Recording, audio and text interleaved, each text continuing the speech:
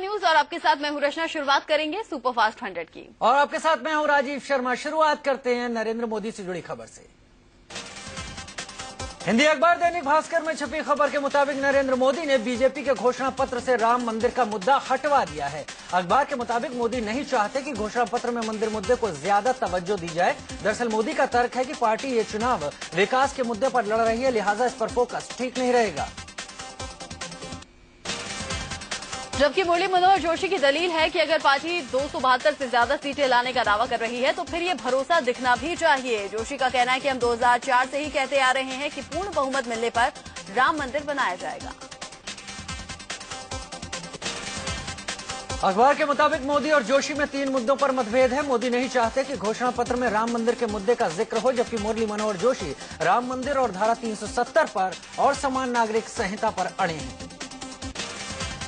नेताओं के बीच मतभेद की वजह से घोषणा पत्र में देर हो रही है। चुनाव आयोग ने भी बीजेपी की मुश्किल बढ़ा दी है। चुनाव आयोग ने कहा है कि 7 अप्रैल से पहले चरण का चुनाव होना है, लिहाजा पार्टी को उससे पहले ही अपना घोषणा पत्र जारी करना होगा। इंटरनेशनल मैगजीन द इकोनॉमिस्ट ने अपनी कवर स्टोरी में लिखा है कि मोदी को भारत का प्रधानमंत्री नहीं बनना चाहिए। वैसे पत्रिका ने लिखा है कि उम्मीद है कि मोदी ही भारत के अगले प्रधानमंत्री होंगे। पत्रिका ने कहा कि वो मोदी और राहुल गांधी के बीच में से राहुल को चुनने की सलाह देगी। पत्रिका का मानना है कि गुजरात के मुख्यमंत्री के तौर पर मोदी ने दिखाया है कि वो आर्थिक विकास कर सकते हैं, जबकि राहुल गांधी की पार्टी के नेतृत्व वाला गठबंधन दागदार है। पत्रिका का कहना है कि नरेंद्र मोदी में गांधी की पार्टी के नेतृत्व वाला गठबंधन दागदार है। पत्रिका का कहना है कि नरेंद्र मोदी में कई अच्छी बातें हैं, लेकिन इसके बावजूद पत्रिका पीएम पद के लिए मोदी का समर्थन नहीं कर सकती। पत्रिका ने कवर स्टोरी में गुजरात दंगों का मुद्दा उठाया और दंगों में मोदी के अब तक कुछ नहीं बोलने या फिर माफी नहीं मांगने पर सवाल उठाया। पत्रिका ने कोर्ट के अब तक के फैसलों से मोदी को क्लीन चिट मिलने के दावे को भी खारिज किया। गोंडा में एक जनसभा के दौरान केंद्रीय मंत्री और कांग्रेस के प्रत्याशी बेनी प्रसाद वर्मा की जुबान एक बार फिर से फिसली। बेनी ने बीजेपी के पीएम उम्मीदवार नरेंद्र मोदी को कुत्ता और बकरी तक कह दिया। ये देश लोकतंत्र का मंदिर है, तो इस मंदिर की हिफाजत करना यहाँ के सभी आवाम का फर्ज है। और कुछ कुत्ते होते हैं जो मंदिर में आते हैं टांग उठा देते हैं। ऐसे कुत्तों से इस मुल्क की जमहूरियत को बचाना। मोदी को मारने की धमकी देने वाले सहारनपुर से कांग्रेस उम्मीदवार इमरान मसूद अपनी गलती मानने को तैयार नहीं है। जेल से छूटने के बाद इमरान मसूद ने कहा कि उन्होंने कुछ भी गलत नहीं कहा है। आज दिग्गजों के नामांकन का दिन है। बीजेपी के कानपुर से उम्मीदवार मुरली मनोहर जोशी आज अपना नामांकन दाखिल करेंगे। उधर विदिशा में सुषमा स्वराज भी अपना पर्चा भरेंगी। इसके अलावा बीजेपी की फायरब्रिगेड नेता उमा भारती भी झांसी से नामांकन भरने वाली हैं। उधर विदिशा से लोकसभा की बीजेपी प्रत्याशी सुषमा स्वराज ने रायसेन की प्रसिद्ध दरगाह शरीफ पहुंची। अपने नामांकन से पहले यहां पहुंची सुषमा ने दरगाह पर चादर भी चढ़ाई। वहीं मैनपुरी से समाजवादी पार्टी सुप्रीमो मुलायम सिंह नामांकन करेंगे। मुलायम मैनपुरी के अलावा आजमगढ़ से भी चुनावी मैदान में है, जबकि आज मधेपुरा से शरद यादव पर्चा भरेंगे। बीजेपी की सुमित्रा महाजन आज इंदौर से अपना नामांकन दाखिल करेंगी। इसके अलावा किरीट सोमैया भी मुलुंड से अपना पर्चा दाखिल करने पहुंचेंगे। आज बीजेपी के पीएम उम्मीदवार नरेंद्र मोदी नागपुर में भारत विजय रैली के जरिए लोगों को संबोधित करेंगे। इसके बाद मोदी ओडिशा के दौरे पर जाएंगे, जहां नौपाड़ा, बलानगीर और राउरकेला में रैली करेंगे। बीजेपी के राष्ट्रीय अध्यक्ष आज सुबह 10 बजे भिवानी में रैली को संबोधित करेंगे। राजनाथ पार्टी के उम्मीदवार धर्मवीर सिंह के लिए प्रचार करेंगे। इसके बाद राजनाथ सिंह पंचकुला में जनसभा को संबोधित करेंगे। राजनाथ सिंह यहां के बरवाला में भी रैली करेंगे। कांग्रेस उपाध्यक्ष राहुल गांधी आज महाराष्ट्र और कर्नाटक के दौरे पर रहेंगे। सुबह 11:30 बजे राहुल महाराष्ट्र के यवतमाल में लोगों को संबोधित करेंगे। इसके बाद वो कर्नाटक में जनसभा को संबोधित करने जाएंगे। कांग्रेस अध्यक्ष सोनिया गांधी आज झारखंड के दौरे पर रहेंगी। यहां रामगढ़ के सिद्धो कांड मैदान में सोनिया पार्टी के प्रत्याशी सौरभ नारायण सिंह के पक्ष में रैली को संबोधित करेंगी। इसके बाद सोनिया गांधी यूपी के अलीगढ़ में रैली करेंगी।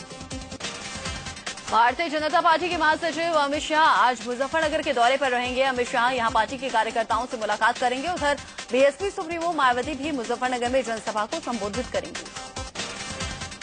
हरियाणा के मुख्यमंत्री भूपेंद्र सिंह हुड्डा आज फरीदाबाद में रोड शो करेंगे। हुड्डा यहां से कांग्रेस के प्रत्याशी अवतार सिंह भडाना के लिए वोट मांगेंगे। सोनिया गांधी की दिल्ली के शाही इमाम अहमद बुखारी से मुलाकात पर चुनाव आयोग कार्रवाई कर सकता है। आयोग ने कहा था कि जब शिकायत आएगी तो जांच होगी और फिर कार्रवाई भी होगी। सोनिया शाही इमाम की मुलाकात पर बीजेपी ने चुनाव आयोग के सामने शिकायत दर्ज कराई है। बीजेपी ने कहा है कि सोनिया धर्म के नाम पर वोट मांग रही हैं।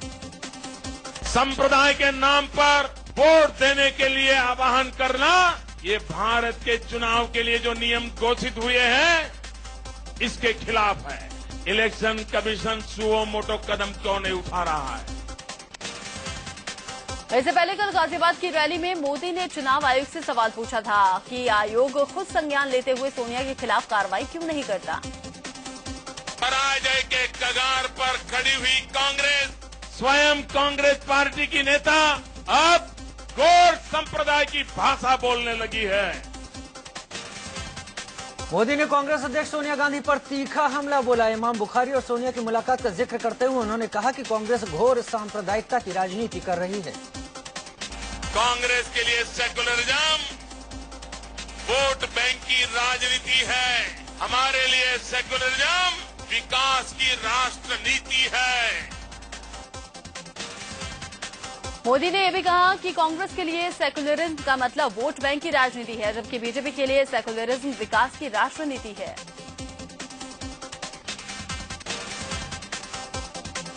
आज जुमे की नमाज के बाद शाही इमाम सैयद अहमद बुखारी मुसलमानों से बताएंगे कि किस पार्टी को वोट देना है। शाही इमाम दोपहर 3 बजे के बाद एक प्रेस कॉन्फ्रेंस कर ये जानकारी देंगे। ऐसा ये माना जा रहा है कि बुखारी कांग्रेस को समर्थन देने की बात कहेंगे। उधर कांग्रेस को समर्थन देने निकले दिल्ली की जामा मस्जिद के शाही इमाम सैयद अहमद बुखारी का घर में ही विरोध शुरू हो गया। इमाम बुखारी के भाई याह्या बुखारी ने मुसलमानों की बदहाली के लिए कांग्रेस को ही जिम्मेदार ठहरा दिया। याह्या बुखारी ने अपने भाई सैयद अहमद बुखारी और कांग्रेस अध्यक्ष सोनिया गांधी की मुलाकात को भी गलत कहा। उन्होंने कहा कि उस कांग्रेस का कैसे समर्थन किया जा सकता है जो मुसलमानों की बदहाली के लिए सबसे ज्यादा जिम्मेदार है।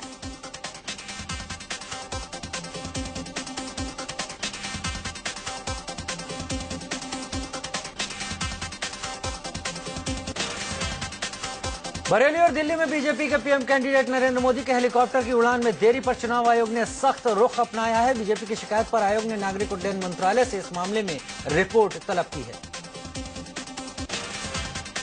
कांग्रेस अध्यक्ष सोनिया गांधी ने बिहार के सासाराम की रैली में बीजेपी के पीएम कैंडिडेट नरेंद्र मोदी पर निशाना साधा। उन्होंने मोदी का नाम लिए बगैर कहा कि वो लोगों की आंखों में धूल झोंकने का काम कर रहे हैं। सोनिया ने बीजेपी की तरफ इशारा करते हुए यह भी कहा कि जो पार्टियां खुद भ्रष्टाचार में डूबी हुई हैं वो कांग्रेस को भ्रष्ट बता रही हैं, जबकि कांग्रेस ने सूचना अधिकार का कानून देश को दिया है। कांग्रेस महासचिव जनार्दन द्विवेदी ने कहा है कि प्रियंका गांधी की राजनीति में रुचि है। जनार्दन द्विवेदी ने कहा प्रियंका बचपन से ही राजनीति में रुचि लेती रही हैं और ये बात उन्हें 1990 में खुद राजीव गांधी ने बताई थी। जनार्दन द्विवेदी के बयान से सवाल उठ खड़ा हुआ है कि क्या प्रियंका को कोई बड़ी जिम्मेदारी दी जाएगी। अब तक प्रियंका अमेठी और रायबरेली में प्रचार करती रही। केंद्रीय मंत्री जयराम रमेश ने चुनाव से पहले बड़ा बयान दिया है। उन्होंने स्वीकार किया है कि कांग्रेस धारणा के स्तर पर लड़ाई हार गई है क्योंकि शीर्ष नेतृत्व ने लोगों से संवाद कायम नहीं किया। उन्होंने माना कि सत्ता में 10 साल रहने के बाद कांग्रेस सत्ता विरोधी लहर का सामना कर रही है। गुजरात के वडोदरा में सरकारी संपत्ति को नुकसान पहुंचाने और उपद्रव की कोशिश के आरोप में गिरफ्तार कांग्रेस के लोकसभा उम्मीदवार मधुसूदन मिस्त्री को जमानत मिल गई। मिस्त्री समेत कुल 34 लोगों को सशर्त जमानत मिली है। इससे पहले वडोदरा में नरेंद्र मोदी के खिलाफ चुनाव लड़ रहे कांग्रेस उम्मीदवार मधुसूदन मिस्त्री को पुलिस ने गिरफ्तार किया था। दरअसल मधुसूदन मिस्त्री मोदी के पोस्टर हटाकर अपने पोस्टर लगा रहे थे, तभी पुलिस आ धमकी और उन्हें अपने कब्जे में ले लिया। आम आदमी पार्टी ने दिल्ली में अपना घोषणा पत्र जारी किया। पार्टी के संयोजक अरविंद केजरीवाल ने एक बार फिर जनता से वादों की झड़ी लगा दी। केजरीवाल ने कहा कि यह घोषणा पत्र जनता से बात करके तैयार किया गया है और इसमें और बदलाव किए जा सकते हैं। समाजवादी पार्टी के सुप्रीमो मुलायम सिंह यादव ने वोट नहीं देने पर शिक्षा मित्रों को खुली धमकी दी। बुलंदशहर की रैली में मुलायम ने कहा हमने शिक्षा मित्रों को रेगुलर किया है और अगर वोट नहीं देंगे तो फैसला वापस ले लेंगे। शिक्षा मित्रों को कर दिया है, आखिरी बात या शिक्षा मित्रों को कर दिया है और कर दिया फिर के बाद मतलब वोट दीजिए, नहीं वोट देंगे हम बच्चों का लेंगे। आपके मैनिफेस्टो में जो अहम बातें हैं उनमें जन लोकपाल बिल के वादे के साथ सिटीजन चार्टर लागू करने की बात कही गई है। केजरीवाल ने राजनीतिक सत्ता के विकेंद्रीकरण का वायदा किया है। घोषणा पत्र में भ्रष्टाचार मुक्त भारत के निर्माण की बात कही गई है। साथ ही पुलिस रिफॉर्म की बात भी कही गई है। बीजेपी से निकाले गए जसवंत सिंह पर उमा भारती ने निशाना साधा है। उमा ने कहा कि जसवंत के चलते ही बीजेपी ने मुझे अनुशासनहीनता के आरोप में निकाला था, लेकिन खुद जसवंत सिंह ने अनुशासन का पालन नहीं किया। बीजेपी से निष्कासित नेता जसवंत सिंह ने पार्टी पर चुने हुए नेताओं की पार्टी होने का आरोप लगाया है। जसवंत सिंह ने कहा कि उन्हें नहीं लगता कि बीजेपी देश पर शासन करने के लायक भी है, क्योंकि इसमें सामूहिक नेतृत्व का अभाव है। अटल बिहारी वाजपेयी की सरकार में विदेश मंत्री रह चुके जसवंत सिंह ने कहा कि बीजेपी में मुट्ठी भर लोग सभी महत्वपूर्ण फैसले ले रहे हैं। उन्होंने कहा बीजेपी एक ऐसे नेतृत्व का संकेत दे रही है जहां नए लोगों को सामने लाने के लिए बुजुर्गों और वरिष्ठों को दरकिनार किया जा रहा है। राजस्थान बीजेपी ने बागी नेता जसवंत सिंह के बेटे और विधायक मानवेंद्र सिंह का इस्तीफा मांगा है। आरोप है कि वो अपने पिता और बाड़मेर से निर्दलीय उम्मीदवार जसवंत सिंह का चुनाव प्रचार कर रहे हैं, जबकि खराब तबीयत का हवाला देकर उन्होंने पार्टी के उम्मीदवारों के प्रचार से हाथ खड़े कर दिए थे। राजस्थान बीजेपी ने मानवेंद्र से खुद इस्तीफा देने के लिए कहा है। अगर मानवेंद्र इस्तीफा नहीं देते हैं तो पार्टी उनके खिलाफ कार्रवाई भी कर सकती है। फिलहाल पार्टी मानवेंद्र के जवाब का इंतजार कर रही है। गौतम बुद्ध नगर लोकसभा सीट यानी नोएडा में कांग्रेस को बड़ा झटका लगा है। कांग्रेस के टिकट पर चुनाव लड़ रहे उम्मीदवार ही पार्टी छोड़कर चले गए। सीट से कांग्रेस के उम्मीदवार रमेश चंद्र तोमर बीजेपी में शामिल हो गए। 10 अप्रैल को नोएडा में वोटिंग है। उससे ठीक पहले तोमर के कांग्रेस छोड़ने से साफ तौर पर बीजेपी को बड़ा फायदा होता दिख रहा है। अब गौतम बुद्ध नगर सीट पर कांग्रेस नया उम्मीदवार नहीं उतार सकती, क्योंकि नामांकन और नाम वापसी की तारीख बीत चुकी है। वोटिंग से ठीक पहले रमेश चंद्र तोमर के इस तरह पाला बदलने से कांग्रेसियों का गुस्सा फूट पड़ा। नाराज कांग्रेसी कार्यकर्ताओं ने तोमर का जनाजा निकालकर विरोध प्रदर्शन किया और तोड़फोड़ की। आरोप है कि तोमर ने कांग्रेस छोड़ने के लिए मोटी रकम ली है। चुनाव से ऐन पहले कांग्रेस को एक और झटका लगा है। केंद्रीय कपड़ा मंत्री के.एस. राव ने इस्तीफा दे दिया है। तेलंगाना अलग राज्य का विरोध कर रहे के.एस. राव ने प्रधानमंत्री से मिलकर अपना इस्तीफा सौंप दिया और उन्होंने इस्तीफा मंजूर करने की गुजारिश भी की है। कहा जा रहा है कि मंत्री पद से इस्तीफा देने वाले के.एस. राव कांग्रेस भी छोड़ सकते हैं। उनके बीजेपी में जाने के कयास लगाए जा रहे हैं, हालांकि इस बाबत वो अभी खुलकर कुछ नहीं कह रहे। केंद्रीय गृह मंत्री सुशील कुमार शिंदे ने कहा कि भारत से इंडियन मुजाहिदीन का लगभग सफाया हो चुका है। आईएम के बारे में शिंदे ने ये दावा पुणे लोकसभा सीट से उम्मीदवार विश्वजीत कदम के लिए प्रचार के दौरान कही। गाजियाबाद के मसूरी थाने में कांग्रेस उम्मीदवार राज बब्बर के खिलाफ आचार संहिता के उल्लंघन का मामला दर्ज हुआ है। राज बब्बर पर एक सभा के दौरान आचार संहिता का उल्लंघन करने का आरोप लगा है। बीजेपी नेता मेनका गांधी ने अपने बेटे वरुण गांधी के बयान पर सफाई दी है। मेनका ने कहा कि वरुण सीधा साधा है, इसलिए राहुल गांधी की तारीफ कर दी होगी। उन्होंने ये भी कहा कि वरुण को दूसरों की कही बातें नहीं कहनी चाहिए थी। मेनका गांधी ने यह भी कहा कि अमेठी में विकास नहीं हुआ है। उन्होंने कहा कि कई बार अमेठी गई, लेकिन वहां जितना विकास होना चाहिए था उतना नहीं हुआ। अमेठी में राहुल गांधी को चुनौती दे रही बीजेपी उम्मीदवार स्मृति ईरानी को भी वरुण गांधी के भाईचारे वाला बयान रास नहीं आया है। स्मृति ने कहा कि केंद्र सरकार के आंकड़े खुद कहते हैं कि अमेठी में लोगों के रोजगार का इंतजाम नहीं है। वहीं वरुण राहुल के भाईचारे पर अमेठी से आम आदमी पार्टी के उम्मीदवार कुमार विश्वास भी बयान देने से बाज नहीं आए। संस्कृत के एक श्लोक के बहाने उन्होंने दोनों भाइयों पर आपत्तिजनक हमला बोला। कांग्रेस उपाध्यक्ष राहुल गांधी 16 अप्रैल को अमेठी लोकसभा सीट के लिए अपना नामांकन दाखिल करेंगे। राहुल अमेठी से ही सांसद हैं और इस बार तीसरी दफा वो यहां से चुनाव लड़ रहे हैं। 16 अप्रैल को राहुल गांधी के नामांकन के वक्त उनकी बहन प्रियंका गांधी भी मौजूद रहेंगी। ऐसे में भी पिछले चुनाव में प्रियंका गांधी राहुल के चुनाव प्रचार का जिम्मा संभालती रही हैं। अमेठी जिला प्रशासन ने कांग्रेस उपाध्यक्ष राहुल गांधी के उस आवेदन को खारिज कर दिया है जिसमें उन्होंने निवास प्रमाण पत्र मुहैया करवाने की मांग की थी। एसडीएम का कहना है कि राहुल ने निवास प्रमाण पत्र पाने के लिए जरूरी शर्तों को पूरा नहीं किया है। दरअसल राहुल अपने संसदीय क्षेत्र में बैंक अकाउंट खोलना चाहते थे। चुनाव खर्चों का हिसाब रखने के लिए इसकी जरूरत है। प्रशासन का कहना है कि राहुल की ओर से एक वकील ने आवेदन दिया जो नियम के विपरीत है। वोटर आईडी समेत कई दस्तावेज भी नहीं जमा कराए गए, जिससे राहुल का आवेदन खारिज कर दिया गया।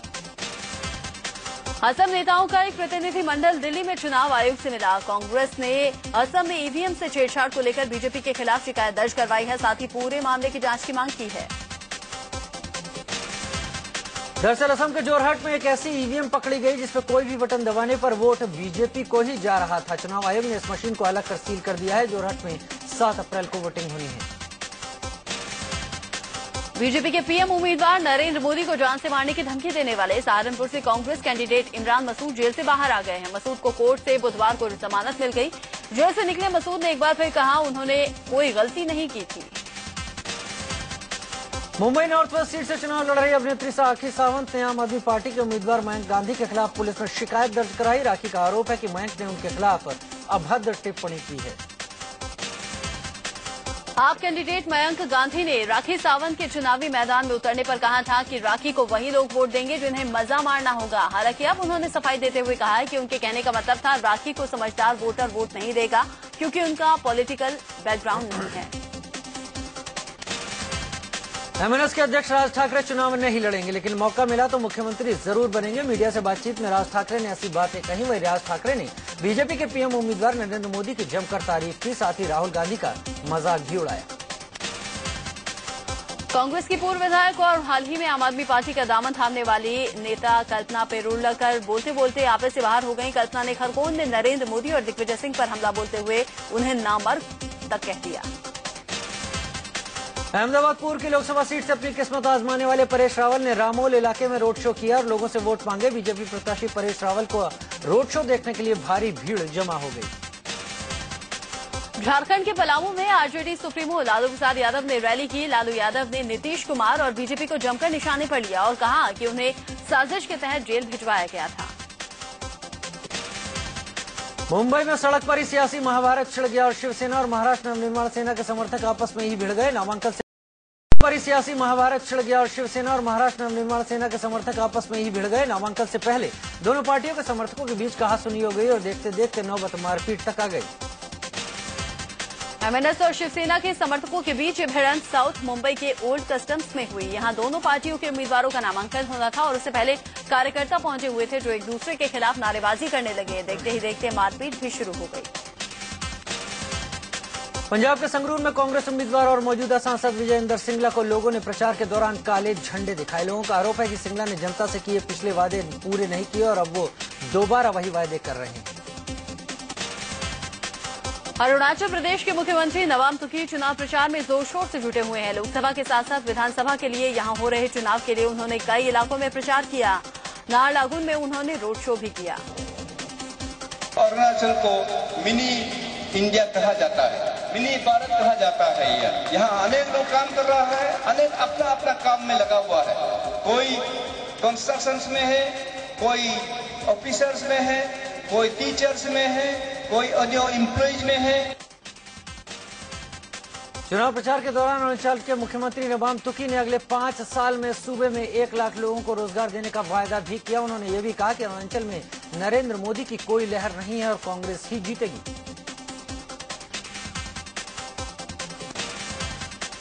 शक्ति मिल गैंगरेप मामले में तीनों दोषियों को आज सजा सुनाई जाएगी। तीनों अभियुक्तों को मुंबई के सेशन कोर्ट ने गुरुवार को दोषी ठहराया। फोटो जर्नलिस्ट से गैंगरेप मामले में तीनों को 376 के तहत दोषी करार दिया गया। रतन टाटा और साइरस मिस्त्री से आज सीबीआई पूछताछ करेगी। कॉर्पोरेट लॉबिस्ट नीरा राडिया की फोन पर पकड़ी गई बातचीत की जांच के सिलसिले में टाटा के पूर्व चेयरमैन रतन टाटा और मौजूदा प्रमुख साइरस मिस्त्री से पूछताछ की तैयारी है। दिल्ली वालों के लिए एक बड़ी खुशखबरी है। आज से नर्सरी में एडमिशन शुरू हो जाएंगे। दिल्ली हाईकोर्ट ने एडमिशन पर लगी रोक हटा ली है। दिल्ली सरकार और स्कूल मैनेजमेंट के बीच टकराव के चलते पिछले 4 महीने से एडमिशन का मामला लटका पड़ा था। सुब्रत राय सहारा को सुप्रीम कोर्ट से राहत नहीं मिली है। सहारा की ओर से सुब्रत राय की जमानत के लिए 10,000 करोड़ की रकम जमा कराने में असमर्थता जताने पर सुप्रीम कोर्ट ने 9 अप्रैल तक सुनवाई स्थगित कर दी। अब सुब्रत राय और उनके 2 निदेशक 9 अप्रैल तक जेल में ही रहेंगे। साउथ दिल्ली के वसंत कुंज में एक एनजीओ के दफ्तर में आग लगने से महिला समेत 2 बुजुर्ग शख्स की मौत हो गई। एनजीओ का नाम अर्थ सेवियर है। इस एनजीओ में करीब 150 बुजुर्ग रहते हैं। काफी मशक्कत के बाद आग पर काबू पाया गया। राजधानी दिल्ली में पानी विवाद को लेकर एक महिला की हत्या कर दी गई। गोविंदपुर इलाके में 48 साल की आराधना का अपने पड़ोसी से पानी भरने को लेकर झगड़ा हुआ। आरोप है कि पड़ोसी युवक ने आराधना के सिर पर पत्थर से वार कर दिया जिससे उसकी मौत हो गई। दिल्ली के तिलक नगर इलाके में एक महिला ने बहादुरी दिखाकर बदमाशों से उनका रिवॉल्वर छीन लिया। इसके बाद महिला ने एक बदमाश को सीढ़ियों से नीचे धक्का दे दिया। बाद में लोगों ने 2 बदमाशों को धर दबोचा और पिटाई कर डाली। बाद में इन्हें पुलिस के हवाले किया गया।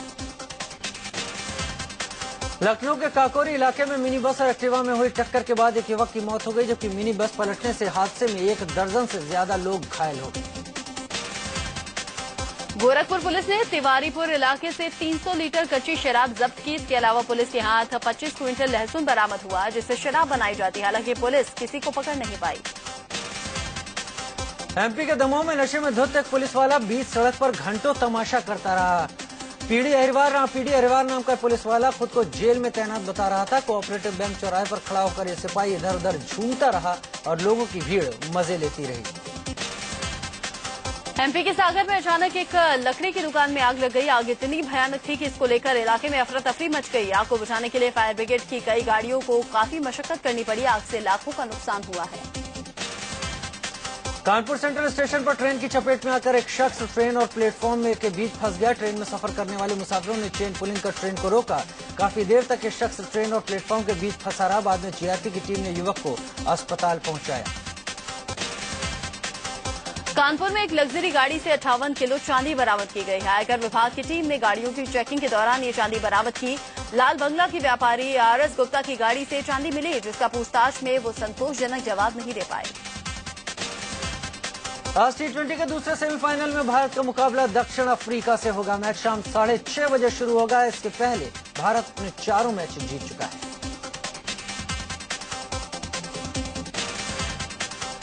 युवराज सिंह के टखने में चोट लगने के बाद उनके खेलने पर सस्पेंस दूर हो गया है। टीम के मीडिया मैनेजर ने बताया कि वो आज होने वाले सेमीफाइनल के लिए पूरी तरह से फिट हैं। युवी को मंगलवार को प्रैक्टिस के दौरान फुटबॉल खेलते वक्त चोट लगी थी। भारतीय महिला क्रिकेट टीम ने 2016 के T20 विश्व कप क्वालिफिकेशन प्लेऑफ मुकाबले में पाकिस्तान को 6 रन से हरा दिया, जिससे भारत ने महिला विश्व कप का टिकट भी हासिल कर लिया। पूर्व क्रिकेटर सुनील गावस्कर और शिवलाल आज बीसीसीआई हेडक्वार्टर जाएंगे। आईपीएल के अंतरिम अध्यक्ष और नॉन आईपीएल फंक्शन की जिम्मेदारी मिलने के बाद दोनों पहली बार बीसीसीआई के हेडक्वार्टर पहुंचेंगे। सुप्रीम कोर्ट आज हॉकी इंडिया और इंडियन हॉकी फेडरेशन के विवादित मसले पर सुनवाई करेगा। दोनों ही इंडियन हॉकी को लेकर अपनी दावेदारी जताते रहे हैं और इसके बाद मामला कोर्ट तक पहुंचा था।